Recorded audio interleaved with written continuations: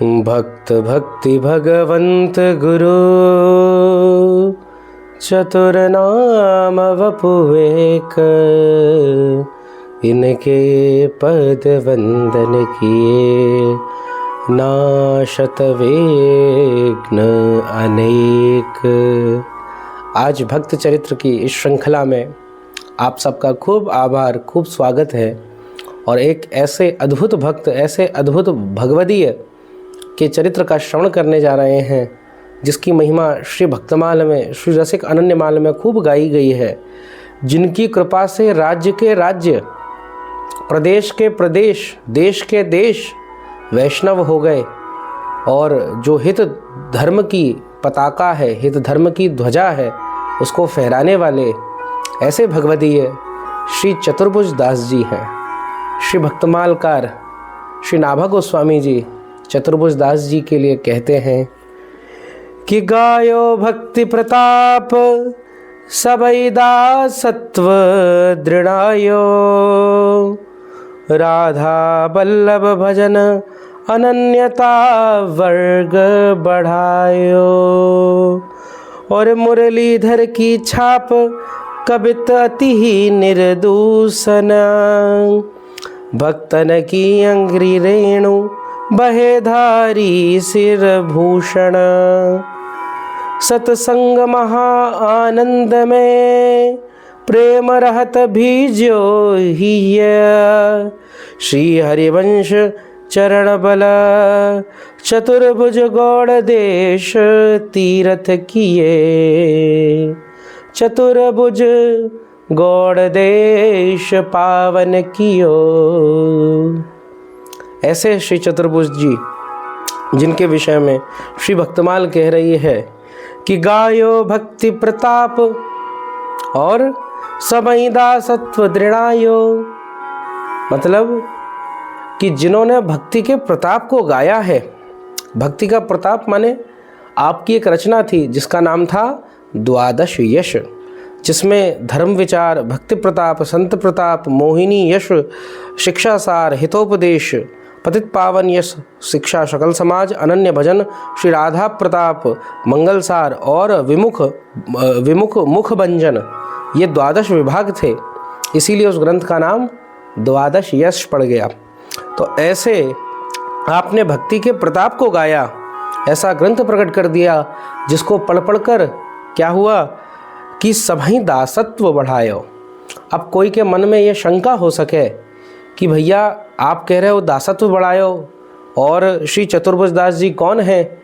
श्री हितचरण उपासी हैं, हरिवंशी हैं, तो राधा वल्लभ जी में तो श्रृंगार गायो जाए, ठाकुर जी को प्रेम भाव से लाड लड़ायो जाए, सहचरी सखी भाव से प्रेम करो जाए, तो दासत्व कैसे हो गया?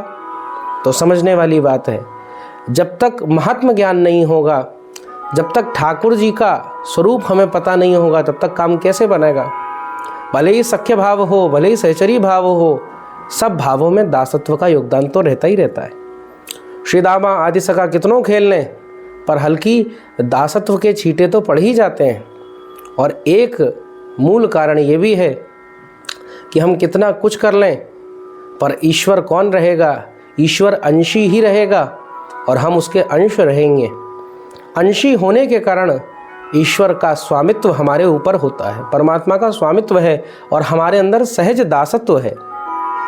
हम प्रभु को श्रृंगार गोपियों की तरह प्रेम करें ना करें पता नहीं, हो सकता है पाखंड भी बन जावे, हो सकता है सखाओं के संग वार्ता कर पावे ना कर पावे, यशोदा की तरह लाड लड़ा पाएँ कि ना लड़ा पाएँ, पर दासत्व कि मैं प्रभु का दास हूँ और प्रभु मेरे स्वामी हैं, ये बात तो आ ही सकती है, ये बात तो हमें दृढ़ कर सकती है।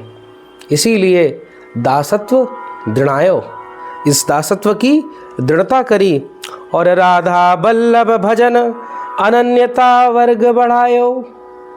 और श्री राधा वल्लभ के भजन करने वाले उनके प्रेमी भक्तों का आपने परिकर बढ़ाया। जब श्री चतुर्भुज दास जी चलते तो 200 संतों की जमात आपके संग चलती। हाँ, खूब श्री जय जय राधा वल्लभ, श्री हरिवंश, जय जय श्री वृंदावन, श्री वनचंद नाम का कीर्तन करते चारों ओर श्री राधा वल्लभ लाल के स्वरूप को प्रकट कर दिया। जिस प्रेम की रीति, जिस प्रेम का रहस्य अभी तक कोई जान ही नहीं पाया था, उसको आपने हर जगह उसका प्रचार करा और सुदृढ़ भाव से बड़ो आनंद कर दियो। और मुरलीधर की छाप कबित अति ही निर्दूषण, इनके ठाकुर जी का नाम है श्री मुरलीधर। जब भी चतुर्भुज दास जी कहीं जावें तो अपने निज सेव्य ठाकुर जी श्री मुरलीधर बाबा को संग ले जाएं। अब हमने दर्शन तो नहीं करे पर श्रवण में है, शायद गड़ा ग्राम में आज भी इनकी सेवा खूब प्रेम भाव से होती है। और अपने कवियों में आपने जो भी कवित्व लिखे, जो भी पद लिखे, उसमें श्री मुरलीधर नाम सोई आप छाप भी रखते। और भक्तन की अंग रेणु बहे धारी सिर भूषण, संतों के चरणों की रज, अर्थात जो आपके संग भक्त चलते उनके चरणों की जो रज है, उनकी जो माटी है, उसको आप अपने मस्तक पर लगा लेते। आपका तिलक कैसे बनता? श्री भक्तों की चरणों धूलि से, राधा वल्लभ के अनन्य भक्तों की, श्री महाप्रभु जी की चरण धूलि से, वंचंद महाप्रभु जी की चरण धूलि से ही आप तिलक करते। उस प्रकार से आपके माथे पर सभी भक्तों की चरण धूल सुशोभित होती और हृदय से बड़ा दैन्य भाव धारण करते। और ऐसो प्रकाश कियो कि सत्संग महानंद में प्रेम रहत बीजो हिये, श्री हरिवंश चरण बल चतुर्भुज गौड़ देश तीरथ कियो। पूरे गौड़वाना माने मध्य प्रदेश, मध्य प्रदेश का वह भाग जो नर्मदा के तट से लगता है, नर्मदा के आसपास का है, उस सब क्षेत्र को गौड़वाना कहा गया। तो उस पूरे प्रदेश को आपने वैष्णव बना दिया। ऐसे भगवदीय श्री चतुर्भुज दास जी का हम आज चरित्र श्रवण करने जा रहे हैं। तो हमारा खूब सद्भाव है, हृदय से श्री चतुर्भुज जी से प्रार्थना करें कि अपने चरित्र को हम सबके समक्ष प्रकाशित करें, ताकि हम और सभी सत्संगी लोग इसका आनंद ले सकें। तो श्री चतुर्भुज दास जी का जो जन्म है वो कहाँ हुआ है? गौड़वाना क्षेत्र में ही हुआ है, मध्य प्रदेश में ही हुआ है। श्री गड़ा में ही आप रहे हैं। और किनके संग रहे? अभी हमने एक चरित्र सुना ना सेवक जी महाराज का, श्री दामोदर दास जी का। उनके बड़े घनिष्ठ मित्र थे और हृदय में भावना कि श्री हरिवंश चरण रज मिल जाए, श्री हरिवंश की रस रीति मैं प्राप्त कर लूँ, महाप्रभु जी के चरणों का आश्रय हो जाए। पर समाचार मिला कि अब महाप्रभु जी तो श्री मानसरोवर के अंदर अंतर्ध्यान हो गए, मानसरोवर के पास किसी कुंज में अंतर्ध्यान हो गए हैं। वो तो लीला प्रवेश कर लिया, निवृत्त निकुंज में चले गए हैं।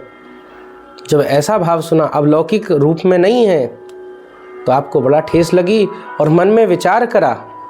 श्री सेवक जी महाराज ने तो दृढ़ता पकड़ी, उन्होंने तो नियम बांध लिया कि महाप्रभु जी ही मुझको दीक्षा देंगे। कारण क्या है? उनका काम है सेवा करना। पर श्री चतुर्भुज दास जी को लगो कि भैया अब और देरी करना उचित नहीं है। आप तुरंत श्री वृंदावन की ओर आ गए और श्री वृंदावन में गुरु गादी पे बैठे हुए अधिकारी के रूप में विराजमान श्री वंचंद प्रभु सो, वंचंद गोस्वामी जी महाराज सो आपने दीक्षा प्राप्त करी और समस्त रस रीति का मर्म जाना। उनके अनुगत्य में, उनका अनुसरण करते करते आपको सब श्री राधा वल्लभ की प्रेम रीति, श्री राधा वल्लभ लाल को लाड़ लड़ाने की अष्टयाम सेवा आदि सब भाव धीरे धीरे सिद्ध होते गए। और जैसा हमने बताया कि श्री चतुर्भुज दास जी कैसे चलते तो ऐसा नहीं कि कोई दीनहीन है, खूब सारे संतों की जमात को लेकर चलते। तो ऐसा ही एक चरित्र आया है। श्री चतुर्भुज दास जी अपने ही क्षेत्र में गौड़वाना में मध्य प्रदेश में आए हुए हैं और खूब सारे संत भी संग में हैं। तो लोग बड़ा आश्चर्य से देख रहे हैं, अरे भाई ये कौन है, कहाँ से आए हैं? और खूब नाम ध्वनि चल रही है कि मेरे राधा वल्लभ लाल मन रखियो अपने चरणन में, मेरे राधा वल्लभ लाल तन रखियो श्री वृंदावन में। गाए रहे हैं, मस्ती में झूम रहे हैं। अब धीरे धीरे सब थोड़े थके तो एक स्थान पे बैठे। अब श्री चतुर्भुज जी ने लोगों से पूछी, अरे भैया, यहाँ कहीं विश्राम करने का कोई स्थान हो तो बता दो। तो अब लोग भी बड़े उद्यमी, तो उद्यमी लोगों ने क्या करी, उन्होंने कही विश्राम करने के लिए तो बहुत बढ़िया स्थान है, यहाँ एक बाग है, वहाँ पे चले जाइए। अब श्री चतुर्भुज जी तो सहज भाव से अपने सभी संतों को इकट्ठा करा और लेके बाग की ओर चले। बाग बड़ा गंदा था, ऐसा दर्शन हो रहा था कि वहाँ पर सालों से कोई आया ही नहीं है, एकदम रिक्त पड़ा हुआ, खाली पड़ा हुआ।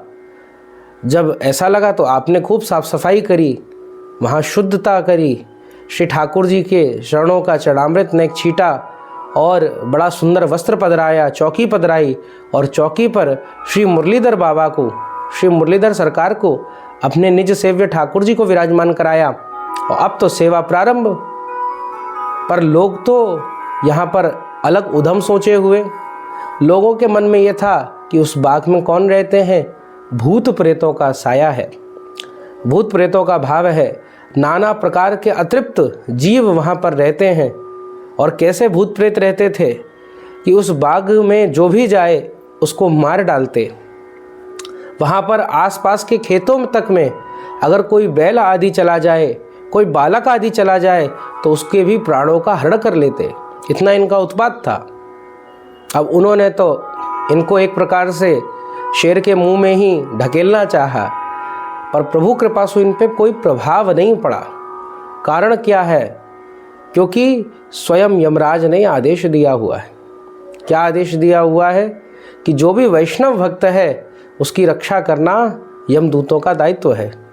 यमराज के अधीन रहते हैं ये प्रेत, ये जितने भूत हैं।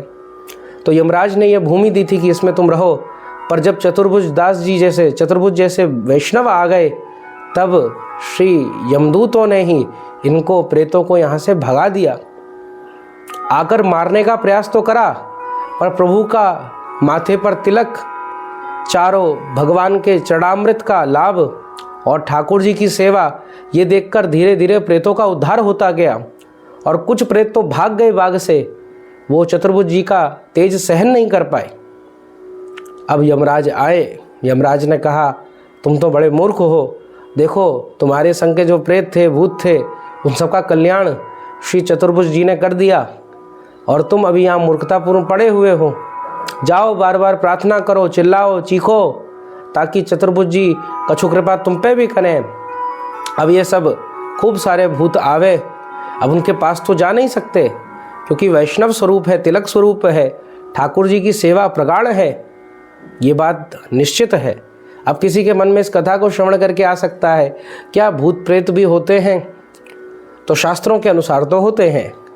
भागवत जी में भी धुंधकारी का प्रकरण आता है। धुंधकारी कैसा है? प्रेत स्वरूप में है। कभी इंद्र बन जाता, कभी अग्नि बन जाता, गोकर्ण जी को परेशान करता। पर जब श्रीमद् भागवती लापा, श्रीमद् भागवत की कथा हुई, प्रेत पीड़ा विनाशनी, तब उस प्रेत की पीड़ा का नाश हुआ। तो ये सब प्रेत योनियां हैं। क्यों हैं? क्योंकि कुकर्म है। ऐसे ऐसे घृणित कर्म मनुष्य कर बैठा है कि उसको दूसरा शरीर प्राप्त होने लायक उसकी स्थिति नहीं है, तो वो प्रेत शरीर को प्राप्त होता है। पर समझना चाहिए ये प्रेत शरीर है। जिस प्रकार से मेरी योनि है मनुष्य शरीर, किसी श्वान की, कुत्ते की योनि है, वो कुत्ते का शरीर है। किसी चूहे की योनि है तो वो चूहे का शरीर है। अब चूहा किसी के अंदर थोड़ी ना घुस जाता है कि हाँ चूहा अब आपको नियंत्रित करेगा। उसी प्रकार से ये प्रेत घुसना, ये सब पाखंडवादिता है। प्रेत योनि है, भूत योनि है, पर उसी तरह है जैसे आप और मैं हैं। उनका शरीर होता है, हमारी तरह ही होता है, और हमसे कई बुरी स्थिति में वो जीते हैं। वो तो प्रार्थना करते हैं कि हमारा कोई उद्धार कर दे। जिस प्रकार गोस्वामी तुलसीदास जी ने उद्धार करा तो उसने श्री हनुमान जी का पता बताया। तो ऐसे ही ये प्रेत भी गए, जोर जोर से चिल्लाने लगे। चिल्लाने की आवाज़ आई। श्री चतुर्भुज दास जी बाहर आए तो देखा, प्रश्न करा तुम सब कौन हो? क्योंकि दिव्य दृष्टि युक्त महात्मा है, अपनी दिव्य दृष्टि से देख लिया ये सब अतृप्त जन है। उन्होंने अपनी वाणी कही, आप जैसे इस बाग में पधारे, आपने इसकी सफाई करी और प्रभु का नाम कीर्तन प्रारंभ करा, तो हमारे जितने प्रेत भाई थे उन सबका तो उद्धार हो गया। आपने प्रभु चरण के चरणामृत को यहाँ डाला तो उन सबका कल्याण हो गया, पर हम अतृप्त हैं, हमारा कल्याण नहीं हुआ। यमराज ने हमें आदेश दिया कि हम आपके चरणों का आश्रय लें तो ही हमारा कल्याण होगा। आप एक काम करें, एक गड्ढा खुदवाएं और उस गड्ढे में अपने सभी संतों के जो चरण हैं उनको धुलवाकर जल को एकत्रित करें और उसमें भर दें, उसको हम ग्रहण कर लेंगे और उससे हमारा कल्याण हो जाएगा। चतुर्भुज दास जी ने ऐसा ही करो। अब प्रेतों ने तो केवल इतना करने की कही थी, पर संत हृदय में तो दया बड़ी स्वाभाविक होती है। चतुर्भुज दास जी को लगा कि इनके लिए भगवान स्मरण करना चाहिए, तभी इन अतृप्त जीवों के कल्याण के लिए श्री चतुर्भुज दास जी सुंदर प्रभु का कीर्तन करने लग गए, नाम स्मरण करने लग गए और एक एक कर कर ये सारे प्रेत तरने लग गए। इनका कल्याण हो गया। सब लोग आशीष देते हुए जाने लग गए। अब गांव वाले पहुंचे कि अब तक तो ये सब संत मर गए होंगे, यहाँ इन सब का कल्याण हुआ। गांव वाले आए देखने के लिए कि ये सब मर गए होंगे या फिर उस बाग का कल्याण हो गया होगा, क्योंकि गांव वाले भी चतुर थे, जानते थे कि संत है, चाहेगा तो कृपा करेगा। जैसे एक हमने कथा श्रवण करी है, अब ये कोई शास्त्र पुराण में नहीं है, संत मुख से कथा सुनी है कि एक बार एक यहाँ के अपने श्री ब्रज के ही कथा व्यास थे, संत पुरुष थे, विरक्त थे, गृहस्थ नहीं थे। कथा करने के लिए किसी जगह गए, राजस्थान आदि प्रदेश था, और वहाँ पे उनको तो पता नहीं, वो तो बेचारे गए कथा करने के लिए सहज भाव से, पर वहाँ भयंकर प्रेत बाधा थी, भयंकर भूत आदि की बाधा थी। वहाँ जो जाता एक रात्रि में ही मार दिया जाता। अब यजमान बड़ा चतुर, उसने कुछ नहीं बताया, उसने कथा की जो बात होती है वो कर ली। अब उनको बुलाया तो संत भगवान पहुँच गए। अब पहुँचे तो सब आनंद से रहा, एक समय का कीर्तन आदि भी हो गया, प्रभु सेवा भी हो गई। अब सब लोग सो गए। अब जैसे सोए तो रात्रि में उत्पात कटे, क्योंकि रात्रियों में इन सब नकारात्मक ऊर्जाओं की शक्ति बढ़ती है, तो उत्पात काटने लगे, चीज़ें इधर उधर जाने लगे। इनको थोड़ा असहज लगा तो नींद से जागे, जैसे इधर उधर देखा तो समझ गए कुछ गड़बड़ है, तुरंत अपने गुरु मंत्र का जाप करने लग गए। वहीं बैठकर गुरु मंत्र का ऐसा जाप हुआ, ऐसा जाप हुआ, कुछ क्षण में सब शांत हो गया। और वर्णन करते हैं कि प्रातःकाल जब उठे तो एक दिव्य महात्मा वहाँ पर थे। वो कहने लगे कि मैं प्रेत योनि में था, पर आपने भगवान नाम का स्मरण करा, मेरे निमित्त आपने अपने गुरु मंत्र का जाप करा, तो मेरा कल्याण हो गया। ऐसी कितनी घटनाएं हैं, विदेशों में भी ऐसी घटनाएं हैं कि प्रभु के नाम सो उनका कल्याण हुआ। एक बहुत पुराना चर्च था, उसको प्रभु के नाम जापकों ने ले लिया। अब चर्च में खूब सारे भूत रहते थे, तो उनसे सेटिंग बैठा ली कि कुछ समय आप लोग अपना उद्यम काटो, कुछ अपना हम कीर्तन करेंगे। भूत भी तैयार हो गए। तो फिर धीरे धीरे नाम कीर्तन हुआ और वो अत्यंत पावन हो गया। तो ऐसे खूब सारे दृष्टांत हमको मिलते हैं। और यहाँ पर वही घटना हुई, गांव वाले आए तो जय जयकार करने लगे, अरे चतुर्भुज दास जी की जय हो। जिस व्यक्ति ने पता बताया था वही जय जयकार कर रहा, नाच रहा। अरे वाह, क्या बात है, हमारा गांव आज इन प्रेतों से मुक्त हो गया, चतुर्भुज जी के चरणों में गिर गया। और कहने लगा, प्रभु मुझको क्षमा करियो, मैंने आपको छल से यहाँ पे भेजा, पर अगर नहीं भेजता तो इन प्रेतों का कल्याण नहीं हो पाता और हमारे बालकों का, हमारे जो पशु हैं उन सब पर संकट बना रहता। इस प्रकार से चतुर्भुज दास जी ने उन समस्त भूत प्रेतों का कल्याण करा है। और इनका स्वरूप ऐसा ही था, एक जगह टिक्के रहना नहीं। अब हम और आप होते तो तुरंत मठ मंदिर बनवावे की तैयारी है जाती, पर आप तुरंत अपनी जमात को लिया, कल्याण हुआ, श्री मुरलीधर ठाकुर जी को लिया और उसके बाद चल दिए। ऐसे ही आप चलते रहते। संत का स्वरूप क्या है? एक जगह टिक्के बैठना संत का स्वरूप नहीं है। संत तो जिस प्रकार गंगा चलती रहती है वैसे चलता रहता है, अपने संग कल्याण करता रहता है, लोगों का सुंदर आनंद कराता रहता है, उनको भक्ति से जोड़ता रहता है। ऐसी ही एक घटना हुई। चलते चलते आप गड़ा ग्राम के पास पहुँचे तो गड़ा ग्राम में आपने अपना जमात को बैठा लिया, सब संत बैठ गए, खूब आनंद से कीर्तन होवे, खूब आनंद से प्रभु का नाम होए। आपके मन में आई कि श्रीमद् भागवत जी का यहाँ पर वाचन करना चाहिए, भागवत जी की चर्चा करनी चाहिए। तो जिस प्रकार से पुरातन समय में एक महात्मा ऊपर बैठ जाते वाचन करने के लिए और बाकी सब सुनते, जिस प्रकार श्री शौनक आदि 88,000 ऋषि सब किसकी बात सुन रहे, सूत जी की बात सुन रहे, ऐसे ही सारे के सारे महात्मा नीचे बैठ गए और एक उच्च आसन पर श्री चतुर्भुज जी को बैठा दिया और सुंदर कथा प्रारंभ हुई। अब कथा चर्चा करते करते यह शब्द श्री चतुर्भुज जी के मुख से निकलने लग गए हो कि देखो, जिस व्यक्ति की दीक्षा प्रभु से हो जाए, जिस व्यक्ति का प्रेम प्रभु से हो गया, जिस व्यक्ति ने अपने आप को प्रभु को समर्पित कर दिया, भगवान का शरणागत हो गया है, एक बार कंठी माला धारण कर ली है, तो ये उसका पुराना जन्म नहीं है, सारे पूर्व के जन्म के कृत्य उसके समाप्त हो चुके हैं और उसका एक नया जन्म चालू हो गया है। अब जैसे ये शब्द कहे तभी एक चोर आकर इनके सत्संग में बैठ गया। कारण क्या था? ये चोर ने किसी बड़े धनाढ्य सेठ के यहाँ चोरी करी थी, खूब सारा धन, खूब सारा पैसा अपने संग लेके आया था। अब उस सारे धन को उसने सोचा ऐसा कौन सा स्थान है जहाँ पे मुझे कोई नहीं पकड़ेगा, कहाँ पे बचा जा सकता है। तो सोचा सत्संग में घुस जाओ, यहाँ पे ही बचा जा सकता है। जिस प्रकार से लौकिक दृष्टि से वो चोर सोच रहा है कि यहाँ धर्मी लोगों के संग, अच्छे लोगों के संग, सज्जनों के संग बैठूंगा तो मैं भी सज्जन बन जाऊंगा, ये लोग मुझे पहचानेंगे नहीं। इसी प्रकार से हमारे जीवन में भी है, अगर हम सत्संग करते रहेंगे तो हमारा कल्याण होता रहेगा, सत्संग सुनते रहेंगे तो हमें आनंद होता रहेगा। अब ऐसी लीला हुई तो क्या हुआ, चोर आकर बैठा और उसके कानों में ये शब्द गए, एक बार यदि दीक्षा हो जाए तो मनुष्य का पुनर्जन्म हो जाता है। चोर भी पता नहीं किस कारण से चोर बना होगा, क्या पता कोई मजबूरी रही होगी, क्या पता कोई समस्या रही होगी, वरना चोरी करना किसको पसंद है, किसी दूसरे जीव को आहत करना किसको पसंद है। उसके मन में भी सहज अनुराग उठा कि मैंने अपना जीवन बहुत व्यर्थ कर दिया है, मैंने अपनी लाइफ को अपने जीवन को बहुत बर्बाद कर दिया है, चोरी करता हूँ, लोग पकड़ने के लिए डोलते हैं, क्या करा जाए।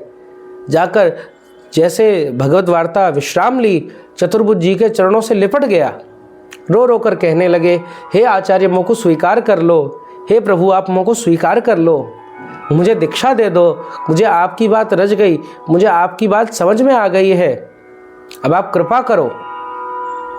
श्री चतुर्भुज दास जी तो पहले थोड़ी आनाकानी करी, क्योंकि इतना सारा धन इसके साथ था, तो समझ तो गए थे, दिव्य महापुरुष थे कि ये चोर है, क्या इसको भगवत दीक्षा दें। और जैसे उसके नेत्र देखे और उसके नेत्रों में बहते हुए अश्रु देखे, उनमें प्रेम की धारा देखी, आपसे रहा नहीं गया, तू ही अधिकारी है, तुरंत कंठी माला लाए और श्री चोर जो थे, चोर देवता जी को तुरंत वहीं पे दीक्षा हो गई। सुंदर शिष्यों से आज्ञा करी कि एक तिलक लाओ, तिलक छाप लगा दी और बोला आज से तेरा नया जन्म प्रारंभ। बस इतने शब्द कहने की देर थी। अब तो परमानंद की स्थिति कि जय हो, हे कृपानाथ, मैं तो आनंदित हो गया, मेरा जीवन सफल हो गया, अब तक कहाँ भटक रहा था पर अब आपके चरणों में आ गया हूँ, तो अवश्य ही जीवन बदल गया है। ऐसे शब्दों को जैसे कहा, पर तब तक भीड़ छट चुकी थी। भाई भीड़ थी सत्संग में पर तब तक छट गई। अब जो लोग ढूंढ रहे थे इस चोर को, उन्होंने देखा, वो तुरंत पहचान गए, उठा के ले गए और साथ में धन आदि भी ले गए। अब तो भैया चोर को वहां का जो भी अधिकारी था उसके सामने पेश करा गया। अब चोर बोले मैंने तो इस जन्म में चोरी नहीं करी। अब वो कोई नहीं, इसने तो करी है, धन भी मिला है, साक्षात मिला है। पर चोर बार बार बोले ऐसा शब्द, तो अधिकारी को लगा कि कहीं ऐसा तो नहीं ये लोग इसको फंसाना चाह रहे हों, कोई इनका बैर भाव हो। तो इसीलिए उस अधिकारी ने एक आदेश दियो, एक काम करेंगे, तुम्हारे सत्य की परीक्षा होगी। अगर इन लोगों ने तुझ पे इल्ज़ाम लगाया है तो इसके लिए एक काम करना पड़ेगा। एक सूती का धागा लिया गया, हाथों में ऐसे लपेट दिया गया, उसके ऊपर एक पत्ता रख दिया और उस पर जलता हुआ अंगारा। बोले यदि इस अंगारे से तेरा पत्ता जो है, धागा जो है वो जल गया तो इसका मतलब तू असत्य बोल रहा है, और अगर नहीं जला तो इसका मतलब तू सत्य बोल रहा है। चोर से कहा गया, चोर के सामने सब व्यवस्था, उसका हाथ बांधा, पत्ता रखा, फिर अंगारा रखा। चोर से कहा क्या तुमने चोरी करी है? चोर बोला प्रभु चरण मैंने इस जन्म में आज तक चोरी नहीं करी। जैसे उसने शब्द कहे तुरंत सबको आश्चर्य हुआ। पत्ता हटा के देखा तो पत्ता बिल्कुल साबुत का साबुत, जो सूती थी वो तो बिल्कुल सही।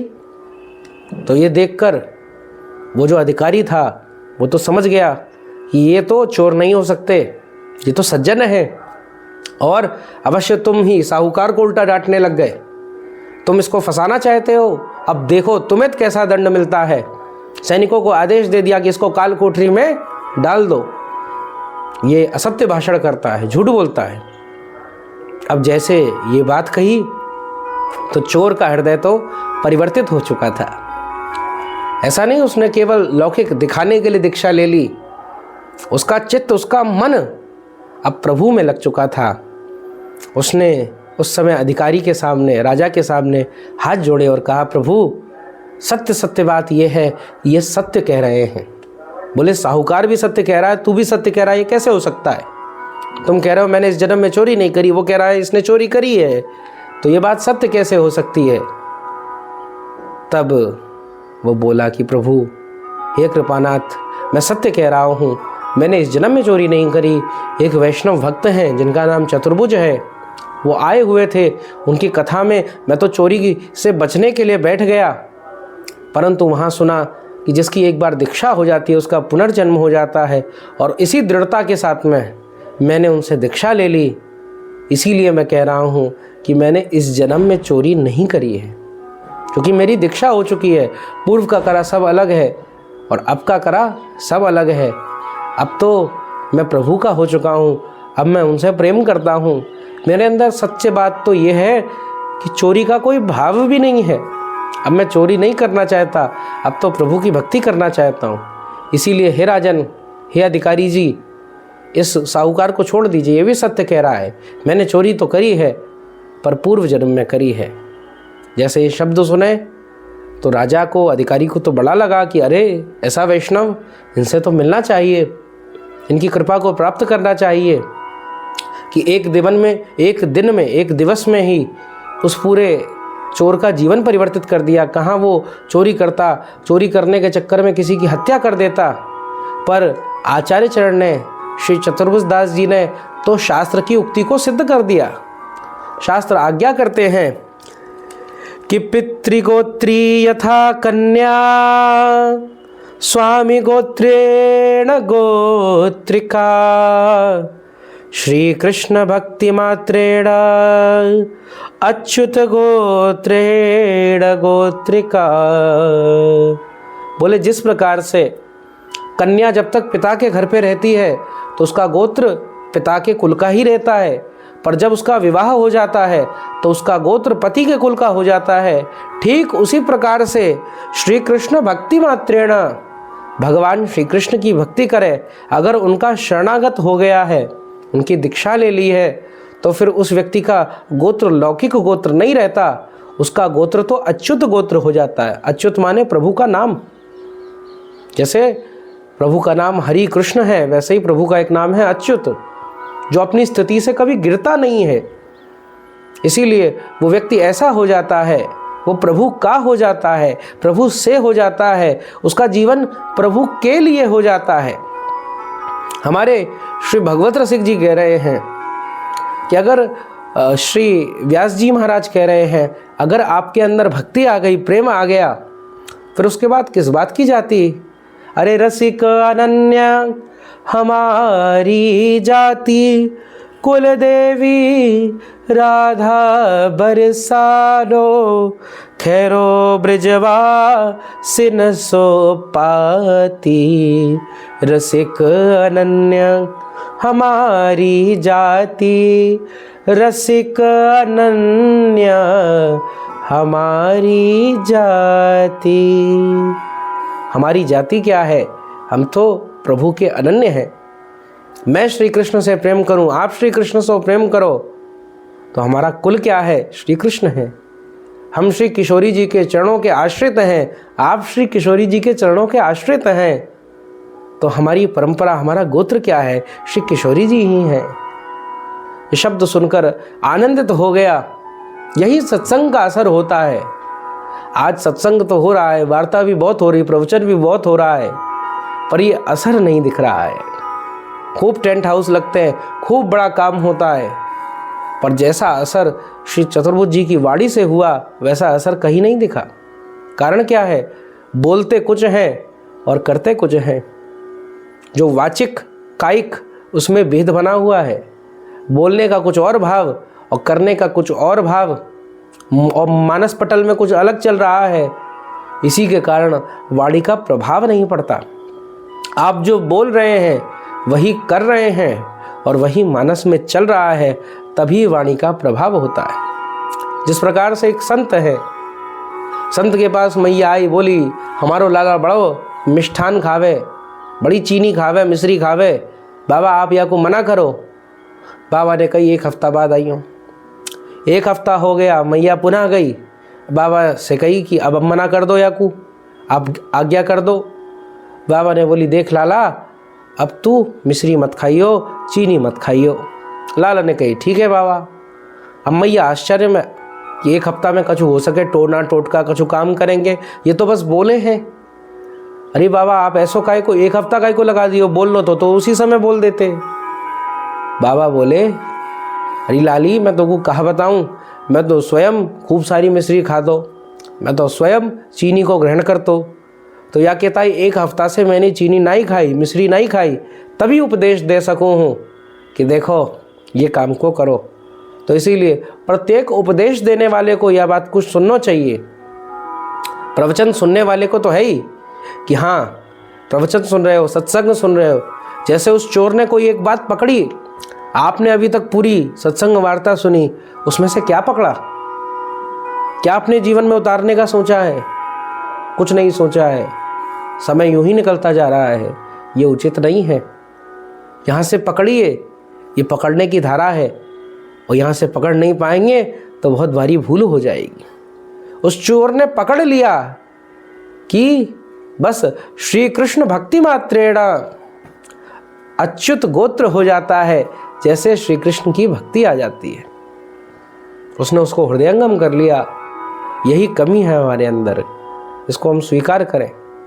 जब तक धारण नहीं करेंगे तब तक काम नहीं बनेगा। ऐसे श्री चतुर्भुज दास जी ने उस चोर पर कृपा करी है। अब तो महाराज खूब आनंद से, इनका स्वभाव था ही एक जगह से दूसरी जगह जाना, दूसरी जगह से तीसरी जगह जाना। अब गढ़ा में नहीं रुके कि वहाँ पे कोई खूब कीर्ति फैले वो हो। अब गढ़ा से आगे किसी और नगर में बढ़ गए। तो जैसे वहाँ नगर में पहुँचे तो मंदिर बड़ा ऊपर एक पर्वत पे था। श्री चतुर्भुज जी अपनी समस्त मंडली को लेके उस पर्वत के ऊपर गए तो वहाँ देखा कि एक देवी का मंदिर है। तो उस देवी के मंदिर के पास में ही अपनी जमात बैठा ली। वहाँ का पंडा पुजारी जो भी थे उन्होंने चतुर्भुज जी को देखा, उनके तेज को देखा। और श्री चतुर्भुज जी अपने संग में कौन को लेके चलते? श्री मुरलीधर जी को। झांपी जी से निकालो और पधरा दियो सुंदर चौकी पे। अब चौकी पे श्री मुरलीधर जी विराजमान हो गए तो खूब शोभा हो गई, पर्वत मानो चमकने लग गए हो। पंडा आयो, पंडा ने चतुर्भुज जी को प्रणाम करी और कहने लगो देखो आप बहुत बड़े वैष्णव संत हो, आपको देखकर, आपकी चेहरे की कीर्ति को देख के मैं कह सकूं हूँ, परंतु आपके चरणों में प्रणाम करके कह रहा हूँ, एक कृपा मुँह पे करो, आप यहाँ से चले जाओ। ये स्थान आपके लिए उपयुक्त नहीं है, क्योंकि यहाँ पे बलि दी जाए। जो नगर का, जो प्रदेश का राजा है वो यहाँ पे आता है, भैंस बकरों की बलि दे देता है, कई बार तो मनुष्य की बलि दी जाती है। ऐसी स्थिति अब आपके मन में आया, इतना घोर पाखंड, इसका खंडन करना तो आवश्यक है।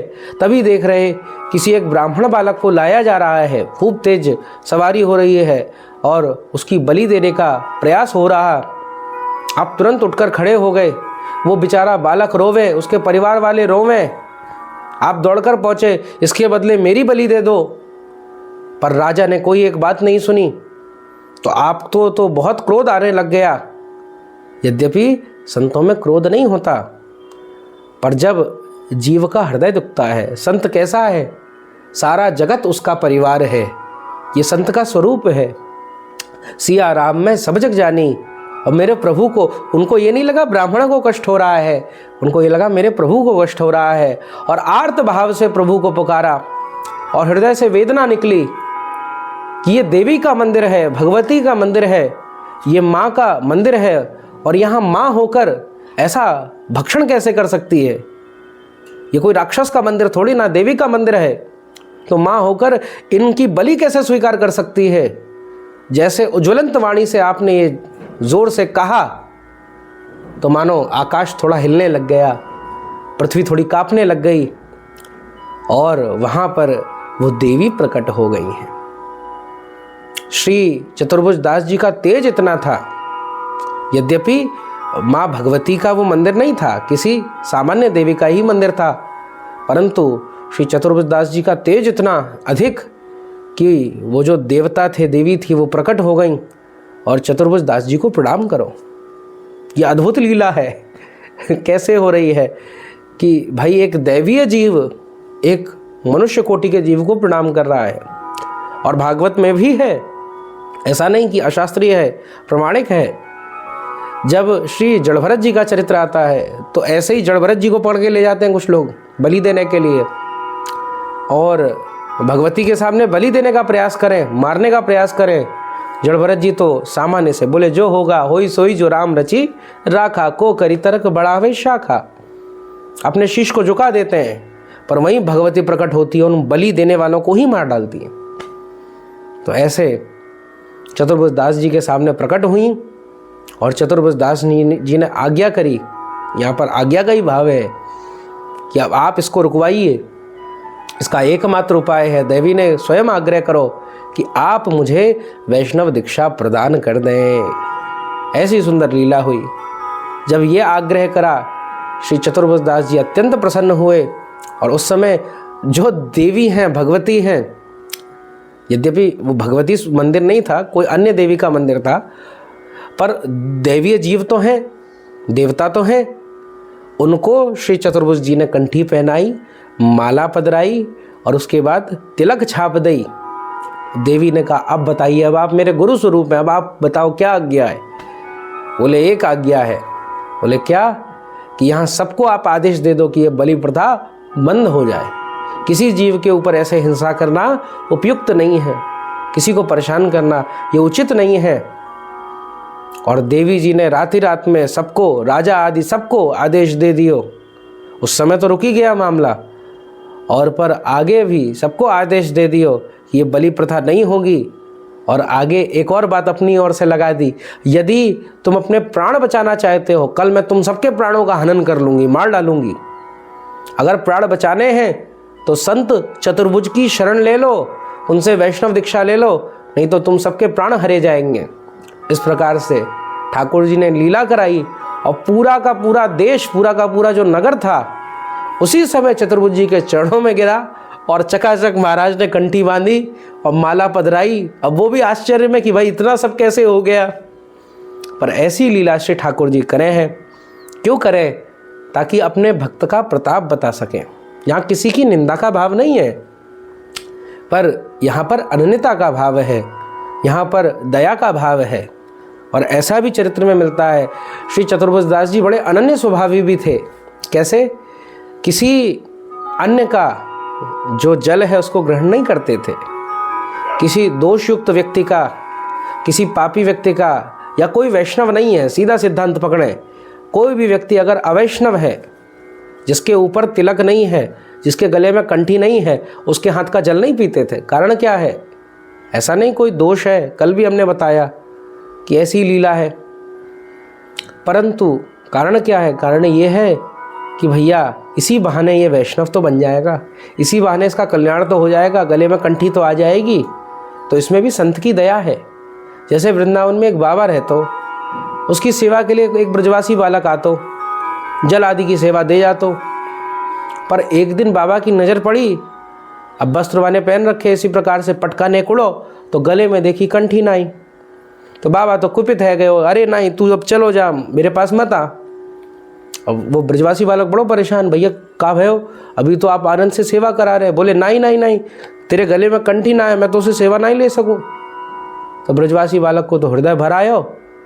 बाबा ने कही बाबा फिर तुम ही कंठी पधराए दो। तुरंत कंठी पधराई और बाबा को भी कल्याण, बाबा को भी कल्याण। तो यहाँ से अनन्यता से क्या हो रहा है, इस अनन्यता से सभी जीवों का कल्याण करने की भावना है। इस प्रकार का चतुर्भुज जी का भाव। अब इनके पास बड़े, क्योंकि इतने बड़े संत थे तो खूब सारे खेत आदि भी थे। तो एक दिन खूब सारे संत आवे, कुछ दिनों के लिए आराम करने के लिए रुके वहाँ पे। तो खूब सारे संत आए और इनके खेत में चना आदि लगे थे, तो चना तोड़ तोड़ के खाने लग गए, क्योंकि चने का स्वाद ही ऐसा होता है कि वो ऐसा है कि तुरंत खा सकते हैं और खा लो तो कोई दिक्कत भी नहीं होगा, पेट भी भर जाए तो भी आनंद है। तो अब भैया चना तोड़ तोड़ के खाने लग गए, खूब आनंद करने लग गए। रखवार थे बेचारे परेशान हो गए, संतों से चिल्ला चिल्ला के कहा अरे भैया हट जाओ यहाँ से, ये चतुर्भुज जी का खेत है। बोले कौन से चतुर्भुज जी? बोले संत चतुर्भुज जी। बोले कौन से संत चतुर्भुज जी? बोले राधा वल्लभ ये संत, कीर्तन निष्ठ संत श्री चतुर्भुज जी का खेत है, हट जाओ यहाँ से। पर जैसे संतों ने सुनी तो और टूट पड़े, खूब ज़्यादा जुट गए एकदम। बोले अब तो और खावेंगे, खूब उत्पात मचावेंगे। क्यों? क्योंकि ये तो अब अपना ही खेत है, अपना खेत है। चतुर्भुज दास जी की प्रॉपर्टी माने अपनी प्रॉपर्टी, इनका खेत माने अपना खेत। ऐसा सहज भाव संतों से इनका हो गया। चतुर्भुज दास जी के पास रखवार पहुंचा दौड़कर कि देखो देखो ऐसे खेत उजाड़ रहे हैं आपका, और कह रहे कि चतुर्भुज दास जी का खेत माने अपना खेत। तो ये सुनकर तो चतुर्भुज दास जी और प्रसन्न हो गए, क्या बात है, इन संतों ने, इन भक्तों ने मुझको स्वीकार कर लिया है, मेरा काम बन गया है, मेरे जीवन में आनंद आ गया है। कारण क्या है? देखो, जब तक संत वैष्णव स्वीकार नहीं करते, आप तिलक लगा लो, कुछ भी कर लो, पर जब तक संत वैष्णव स्वीकार नहीं करेंगे, ठाकुर जी उस भक्त को स्वीकार नहीं करते। और यही भाव कांचीपूर्ण स्वामी जी के चरित्र में भी आता है। कांचीपूर्ण स्वामी कैसे? श्री यमुनाचार्य जी के शिष्य हैं, और ऐसे शिष्य हैं जिनके संग श्री वरदराज, श्री ठाकुर जी केली करते हैं, खेलते हैं, कूदते हैं। अब एक दिन इनके मन में आलिंगन करूं, पर ठाकुर जी दूर भाग जावें। तो वरदराज से पूछी, हे वरदराज, श्री वरदराज, आप मुझको आलिंगन काहे को नहीं करो? तो श्री वरदराज जी ने कही कि देखो, आपको वैष्णव ने अभी स्वीकार नहीं करो। यदि तुम्हें कोई वैष्णव स्वीकार कर लेगो तो मैं तुम्हें आलिंगन करूँगा। यद्यपि मैं तेरे संग खेलने तो आऊँ, परंतु अभी तक किसी ने स्वीकारा नहीं है। वही इस प्रकार से चोर के संग था, अभी तक चतुर्भुज जी ने स्वीकारा नहीं था, इसीलिए बड़ी समस्या थी। पर जैसे स्वीकारा तो नया जन्म हो गया। तो इधर कांचीपूर्ण स्वामी जी के मन में आया क्या करो जाए। तो उनके एक गुरु भाई थे महापूर्ण जी, उनके पास पहुंच गए वेश बदल कर। उस स्वरूप में पहुंचते तो वो सेवा देते नहीं, वेश बदल के पहुंच गए और उनकी जो गौशाला थी उसकी रखवारी करने लग गए। अब गैया चरावे जाते, एक दिन गैया चराने गए तो ऐसा गए कि भूल ही गए, फिर वापसी हुई नहीं। गैया तो आ गई पर जो कांचीपूर्ण स्वामी जी हैं वो आए नहीं। अब इसका कारण क्या है? तो जो उनके जो मालिक थे महापूर्ण स्वामी जी को तो बड़ी चिंता हुई, अरे ये कहाँ गया, मेरा ग्वारिया कहाँ गया? ऐसा तो नहीं जंगल में कहीं रास्ता भटक गया हो, कहीं शेर खा गया हो। तो तुरंत आप डंडा आदि को लेकर दौड़ पड़े जंगल की ओर और चिल्लाते हुए जा रहे हैं, ए मेरा ग्वारिया कहाँ है, ढूंढें, परेशान होवें। तभी कांचीपूर्ण स्वामी के संग क्या हुआ था, वो तो ठाकुर जी की लीला दर्शन करके इतने आनंदित हो गए थे कि वहीं बेहोश हो गए थे। कानों में आवाज़ गई महापूर्ण स्वामी की, मेरा ग्वारिया कहाँ है। जैसे सुना कांचीपूर्ण स्वामी के अंदर होश आ गया और दौड़कर उनके चरणों को पकड़ लिया, आज मेरा कल्याण हो गया, रोने लग गए। महापूर्ण स्वामी समझ ना पावे, आप मेरे पैर क्यों पकड़ रहे हो, कौन हो? ऐसे प्रेमाश्रु गिर रहे हैं, कोई सामान्य नहीं हो सकते, तुम मेरे ग्वारिया के भेष में कौन हो? तो सत्य बताया कि मैं आपका गुरु भाई कांचीपूर्ण हूँ। ठाकुर जी ने कही कि जब तक मुझे वैष्णव स्वीकार ना करेगो तब तक मैं उनका आलिंगन नहीं कर सकता। अब आपने कह दिया है कि मेरा ग्वारिया, आपने मुझे मेरा कहा, अपना माना, इसीलिए अब ठाकुर जी मुझे आलिंगन करेंगे। तुरंत श्री वरदराज प्रकट हो गए और अपना आलिंगन श्री कांचीपूर्ण स्वामी जी को प्रदान करा। तो यही भाव चतुर्भुज दास जी के हृदय में आया कि इन संतों ने, इन वैष्णवों ने इस खेत को अपना खेत समझ लिया, मुझे अपना मान लिया है, ये चतुर्भुज तो मेरा है। जिस प्रकार से हम अपने नाना नानी के घर पे जावें, अरे किनको हमारो ही घर है, खूब आनंद करें। यद्यपि अब अगर लीगल मैटर में जाओगे तो दो नहीं बन रहा ना, वहाँ तो आप कुछ दिन के लिए आराम करने के लिए जा रहे हो, पर पुनः आप फैल जाओ, आनंद करो, आपको पता चल जाए ये घर जो है पिताश्री का ही है, तो खूब आनंद से तोड़फोड़ भी मचा दोगे तो भी कोई दिक्कत नहीं है। तो ऐसे ही अपनापन वैष्णवों से हो गया, उसका भाव से चतुर्भुज दास जी, श्री चतुर्भुज जी बड़े प्रसन्न हुए। और ऐसे श्री चतुर्भुज जी हैं जो ठाकुर जी के संग खूब सारी लीला करते हैं, उनको आनंद देते हैं, श्री राधा वल्लभ श्री हित हरिवंश महाप्रभु जी के नाम का प्रचार करते हैं और संतों से अत्यंत प्रेम करते हैं। इस चरित्र से हम बहुत कुछ सीख सकते हैं। सबसे बड़ी सीख तो ये है, जिस समय आपने श्री कृष्ण की शरणागति ली, जिस समय आपने दीक्षा धारण करी, उस समय अब आपका शरीर सामान्य नहीं है, आप भी दैवीय हो गए, आप भी प्रभु के हो गए, आपका पुनर्जन्म हो गया, नया जन्म हो गया। अब तक जो करा सो करा, पर अब आगे नहीं। अब तक जो गड़बड़ हुई सो हुई, पर अब आगे नहीं। इस निश्चय के संग हम आगे बढ़ें और आज के सत्संग को श्री चतुर्भुज जी के चरणों में समर्पित करते हैं और उनसे प्रार्थना करते हैं, जैसी भक्ति श्री राधा वल्लभ लाल के प्रति निष्ठा उनके हृदय में आई, वैसी निष्ठा थोड़ी सी हमारे हृदय में भी आ जावे। आप सब वैष्णवों को भी खूब आनंद हो। श्री कृष्ण आपका खूब मंगल करें, आनंद करें। श्री राधा वल्लभो जयति, श्री हरिवंश चंद्रो जयति।